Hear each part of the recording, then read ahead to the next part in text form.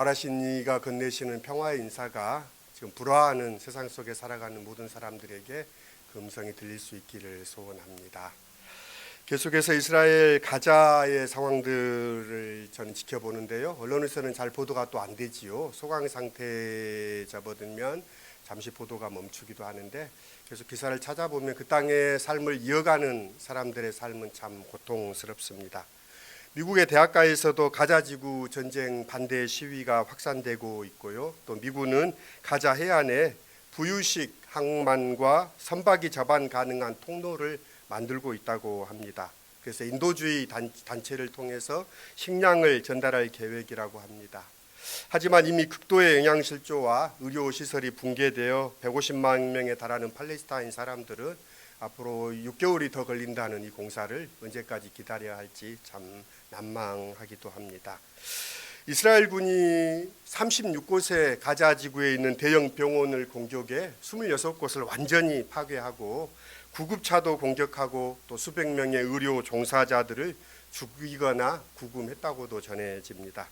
이스라엘군은 현지 무장정파인 하마스가 이 의료시설 안팎에 잠복해 있다고 명분을 내세우며 군사작전이 불가피하다라고 이야기하고 있지만 참 살아가는 삶의 최소한의 의료 시스템을 무너뜨림은 그 땅에 더 이상 살지 말라는 그런 사인과도 가깝습니다.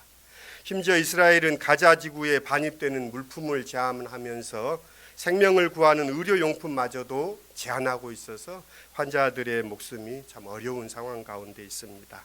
세계보건기구는 극도로 위험한 상황에 처해 있다라고 계속해서 보고하지만 참으로 그 소리는 아득해지고 있습니다.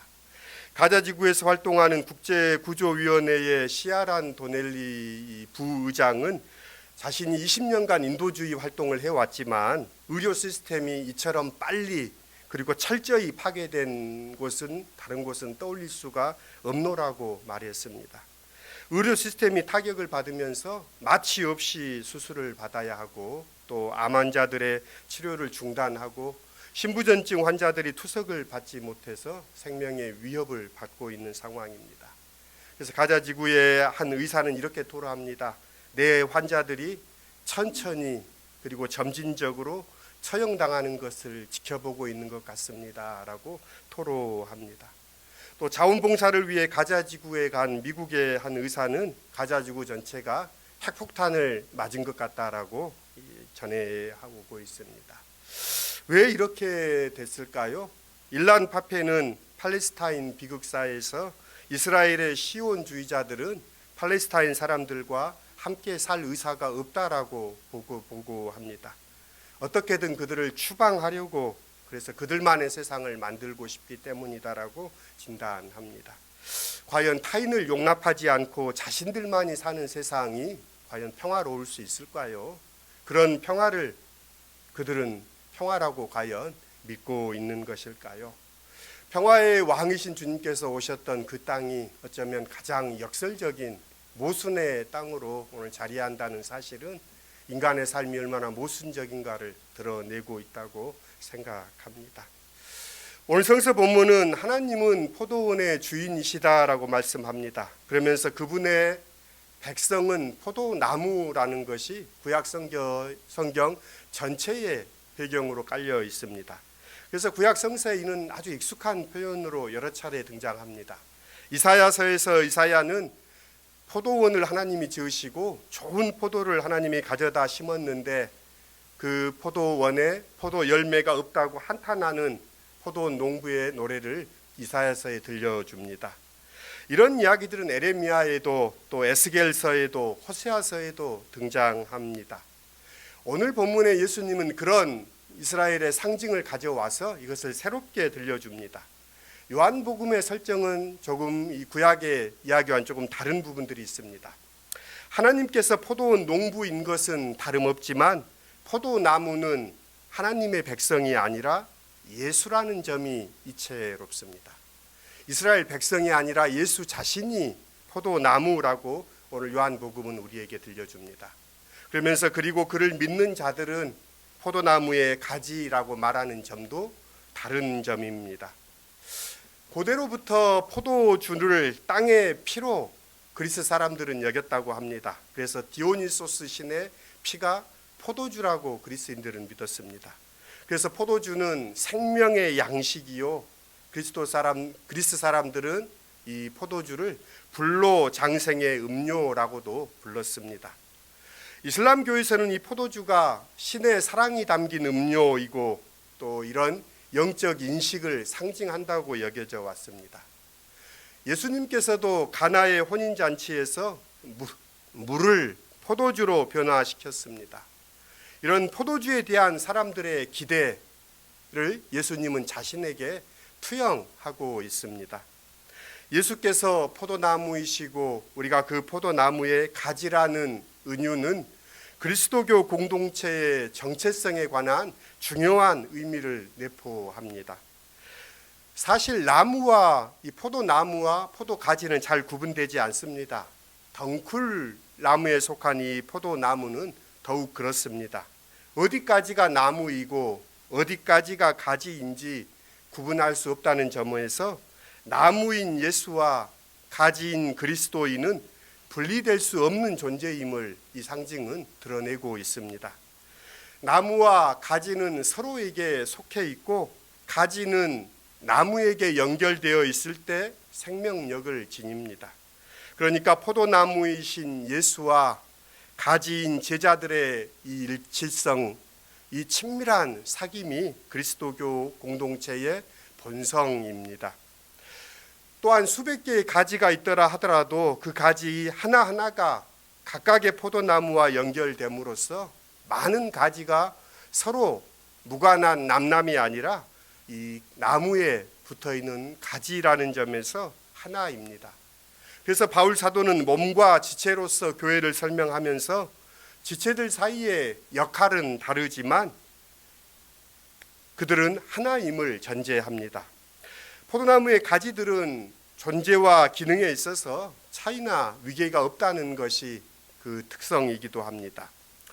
예수와 연결되어 있다는 점에서 또 열매를 맺는다는 존재 목적과 역할에서 가지인 그리스도인들은 모두 그리스도 안에서 하나이고 평등하다는 점입니다. 이것이 그리스도교 공동체가 지향하는 공동체의 모습이기도 합니다.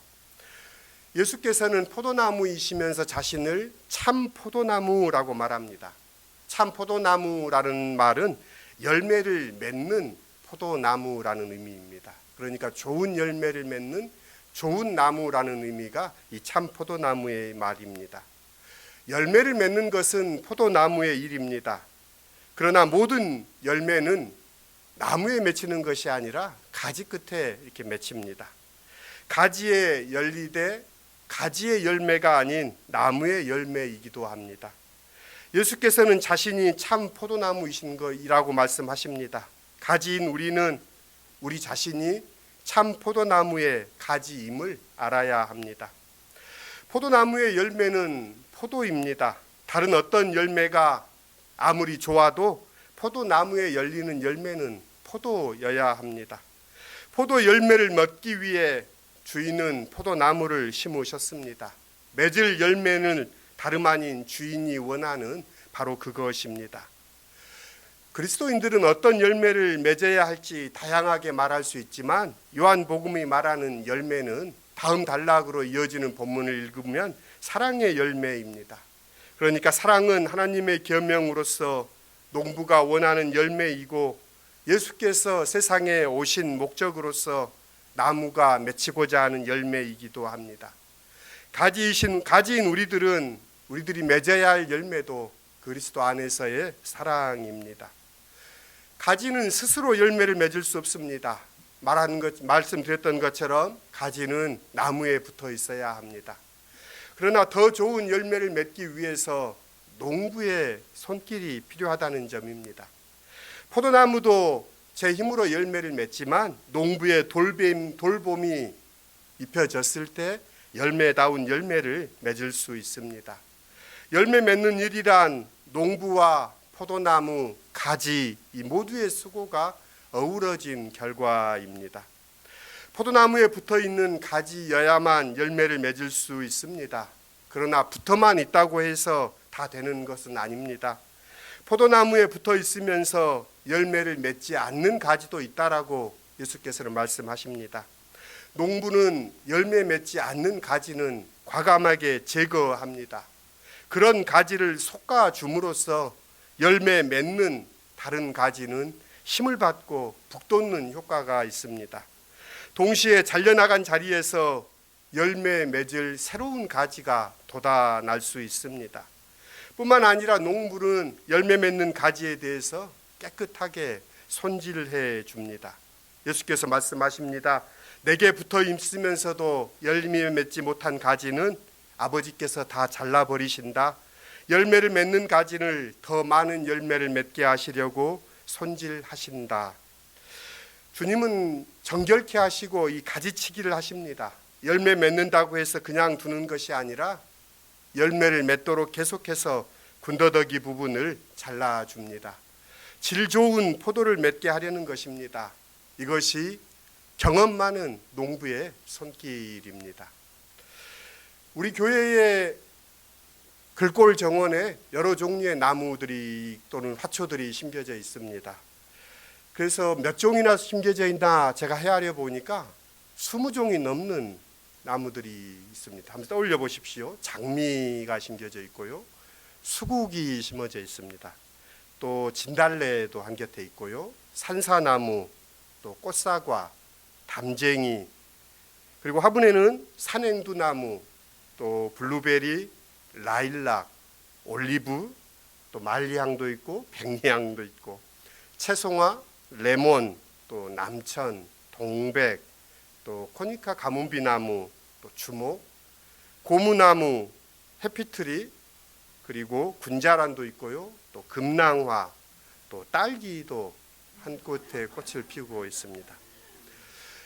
이런 20종 이상의 나무 식물들이 자라나는데 제가 어제 보니까 많은 식물들이 또 죽어 나갔습니다. 여러분들은 기억하실지 모르지만 야자나무, 산세베리아, 허브들이 이렇게 무수히 죽어 나가기도 했습니다. 왜 그랬나 생각해 보면 그 나무의 적절한 가지치기, 적절한 손길이 더해지지 않았기 때문입니다. 농부의 손길은 참 중요합니다. 가지를 친다는 것은 참 경험이 필요합니다. 잘못 쳤다가는 나무의 체형을 망가뜨릴 뿐만 아니라 이 나무의 생명마저도 위협하게 됩니다. 그러나 주님은 경험 많으신 농부이시지요. 우리의 인생은 우리는 고백합니다. 우리의 인생에 하나님이 농부가 되신다고. 그래서 하나님께서 때로는 우리를 가지치기 하시고 우리를 솎아내시고 우리에게 시련이 옴을 우리는 경험합니다. 우리의 한 생애를 살아가면서 우리는 여러 가지 아픔들을 경험합니다. 건강의 이상이든 실패의 쓰라림이든 외로움이든 또 오해받는 데서 오는 아픔이든 원치 않는 장벽에 부딪힐 때가 참 많습니다. 그런 장벽 앞에 암담해질 때가 참 많았습니다. 하지만 잠시 멈춰서서 정신을 가다듬고 그것을 보면 우리 생의 지평을 넓히려는 하나님의 초대장이기도 합니다. 한 곁의 문이 닫히면 또 다른 문이 열리듯이 시련은 어쩌면 우리의 인생의 군더더기를 덜어내라는 하나님의 명령인지도 모릅니다. 그러고 보면 농부는 모든 가지에 칼을 갖다 댑니다. 열매를 내지 않는 가지에 대하여서는 잘라버리기 위해서 칼을 갖다 대기도 하고요. 열매 맺는 가지에서는 잘 다듬어서 좋은 열매를 맺도록 손을 대기도 합니다. 겉으로 보기에는 가지를 자르는 똑같은 일이지만 이유는 다르고 또 결과도 다릅니다. 전자는 버림을 당하는 심판의 경우이라면 후자는 깨끗하게 손질하고 또 잘 되도록 보존하는 상황입니다. 깨끗하게 손질되는 것은 가위에 의해서입니다. 그 가위는 내가 너희에게 말한 그 말입니다. 곧 말씀이라는 얘기입니다. 이는 하나님의 말씀은 살아있고 활력이 있어 좌우의 날선 어떤 검보다도 예리하여 홍과 영과 및 관절과 골수를 찔러 쪼개기까지 하며 또 사람의 마음의 생각과 뜻을 판단한다라고 말씀으로 나타납니다. 이런 잘려지는 과정을 통해 열매 맺는 능력이 회복됩니다. 예수라는 나무에 붙어 있는 가지라 할지라도 끊임없이 손질되고 다듬어져야 합니다. 농부는 오래된 가지에 칼을 댐으로써 새롭게 하십니다. 이 손길을 거절할 때 어느새 우리는 열매에 맺을 수 없는 가지가 되고 마침내 잘려 버려질 날을 맞게 될 것입니다. 주님은 너희가 내 안에, 내가 너희 안에 있어야 한다라고 말씀합니다. 먼저는 우리가 주님 안에 머물러 있어야 합니다. 그리하면 나도 너희 안에 머물러 있겠다라고 말씀하십니다. 가지가 포도나무에 붙어 있지 않으면 스스로 열매를 맺을 수 없음과 같이 너희도 내 안에 머물러 있지 않느냐면 열매를 맺을 수 없다라고 말씀하십니다. 거한다라는 것은 단순히 붙어 있는다라는 것과는 다른 말입니다. 거한다라는 것은 그분을 받아들인다라는 것을 전제로 합니다.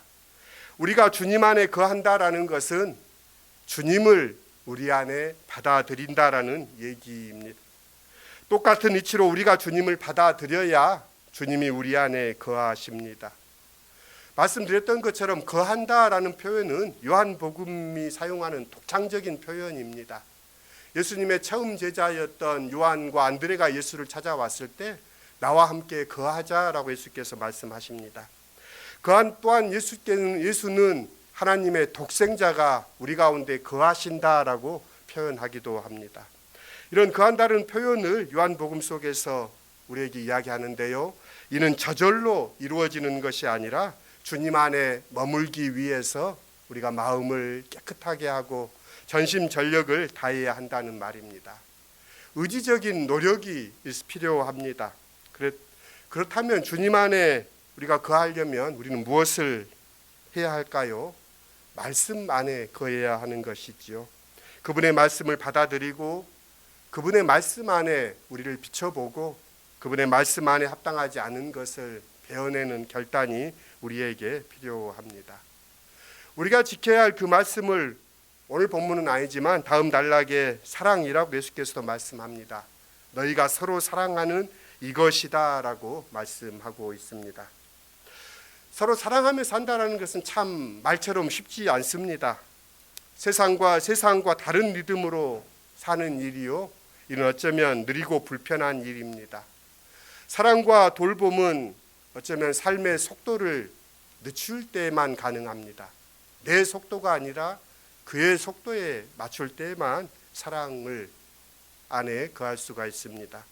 누군가를 사랑하려면 불편을 감수해야 하는 것이 우리의 경험입니다.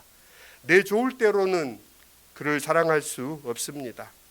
너희가 내 안에 머물러 있고 내 말이 너희 안에 머물러 있으면 너희가 무엇을 구하든지 다 그대로 이루어질 것이다. 요한복음이 약속하는 놀라운 약속입니다. 구하는 대로 이루어진다는 말이 얼마나 대단한 일입니까? 하지만 전제 조건이 있습니다. 내 안에 머물러 있어야 한다라는 말입니다. 그리고 내 말이 너희 안에 머물러 있으면이라고 전제하고 있습니다. 머물러 있는 척하거나 또 꿍꿍이를 품고 머무는 것은 곤란합니다. 순전한 마음으로 끈질기게 주님 안에 머물러 있어야 합니다. 일전에 소개드리는 부사가 있습니다. 지멸이라는 말, 차분하고 꾸준한 모양을 뜻하는 순우리말 부사입니다. 지멸이 주님의 일을 추구해야 합니다. 연초에 제가 강원도 태백 예수원을 다녀왔습니다. 예수원을 설립한 대천덕 신부는 예수원이 한국의 기도 발전소가 되었으면 좋겠다라는 마음에 이 수도 공동체를 시작했습니다.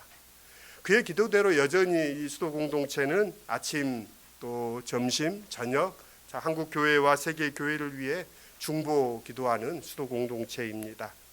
예수원 언덕에 자리한 그의 묘지에 대천덕 신부가 평생 좌우명으로 삼았던 묘비명이 새겨져 있습니다.